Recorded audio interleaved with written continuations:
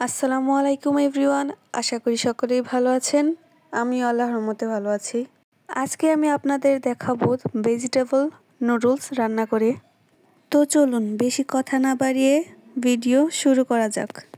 আমি প্রথমে একটি পাতিলে পানি গরম বসিয়ে দিয়েছিলাম। পানিটা ভালোভাবে ফুটতে শুরু করলে আমি এখানে সামান্য একটু তেল, 1 চিমটি লবণ দিয়ে দিলাম। এইবার এই পানিতে আগে থেকে কেটে রাখা আলু আর গাজর দিয়ে দিলাম সেদ্ধ হওয়ার জন্য। আপনারা কে কে এইভাবে সবজি দিয়ে নুডলস রান্না করে খেতে পছন্দ করেন অবশ্যই আমাকে কমেন্ট করে জানিয়ে দিবেন।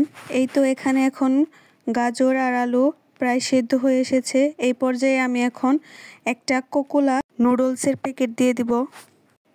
সবজির সঙ্গে এই নুডলসগুলো আমি আরও কিছুক্ষণ সেদ্ধ করে নেব।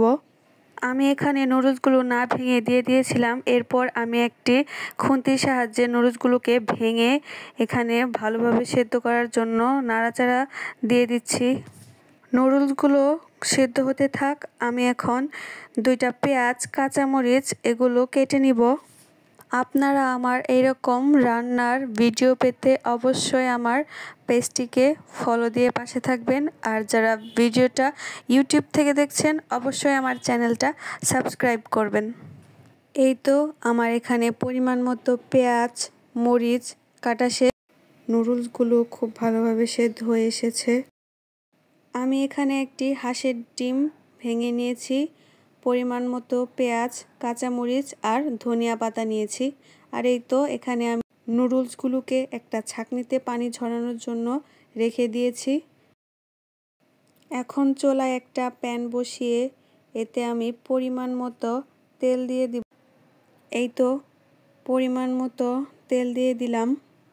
তেলটা গরম হয়ে আসলে এইবার আমি আগে থেকে কেটে রাখা পেঁয়াজ কুচি, কাঁচামরিচ আর ধনিয়া পাতা দিয়ে দিব। এবার সবগুলো একসঙ্গে খুব ভালোভাবে ভেজে নিব। আমার তো এভাবেই নুডলস খেতে অনেক বেশি ভালো লাগে। আপনারা কে কীভাবে নুডলস রান্না করে খান অবশ্যই কমেন্টে বলে যাবেন। পেঁয়াজগুলো ভাজা হয়ে গেলে আমি এতে আগে থেকে ফাটিয়ে রাখা একটা ডিম দিয়ে দিব। বাসায় চিকেন ছিল না, তাই এখানে চিকেন দিতে পারিনি। আপনারা চাইলে অবশ্যই চিকেন দিতে পারবেন। এই তো এখন একটা ডিম দিয়ে দিলাম। ডিমটাকে আমি খুব ভালোভাবে এই পেঁয়াজের সঙ্গে মিশিয়ে নিব। এই তো এখন আমি খুন্তির সাহায্যে ডিমটাকে খুব ভালোভাবে ঝুরঝুরা করে নিচ্ছি। ডিমটা ঝুরঝুরা হলে খুব ভালো হবে। আমি এখন কড়াইতে আরও কিছুটা তেল দিয়ে দিব। দেন আমি এখানে আগে থেকে সেদ্ধ করা নুডলস, গাজর আর আলু এগুলো সব একসঙ্গে দিয়ে দিব। নুডলস সেদ্ধ করার সময় আপনারা কিছুটা তেল দিয়ে দিবেন, তাহলে নুডলসগুলো এরকম ঝরঝরে হবে, একটা আরেকটার সঙ্গে লেগে যাবে না। এখন আমি নুডলসগুলোকে উল্টে পাল্টে ডিমের সঙ্গে খুব ভালোভাবে মিশিয়ে দেব। দেন আমি এখানে আগে থেকে নুডলসের প্যাকেটে যে মশলাটি ছিল সেই মশলাটা দিয়ে দিব। এই তো আমি এখন নুডলসগুলো খুব ভালোভাবে ডিমের সাথে মিশিয়ে নিয়েছি। এখন আমি এখানে 1 প্যাকেট নুডলসের মশলা দিয়ে দিব আর কিছু পরিমাণ লবণ দিয়ে দিব।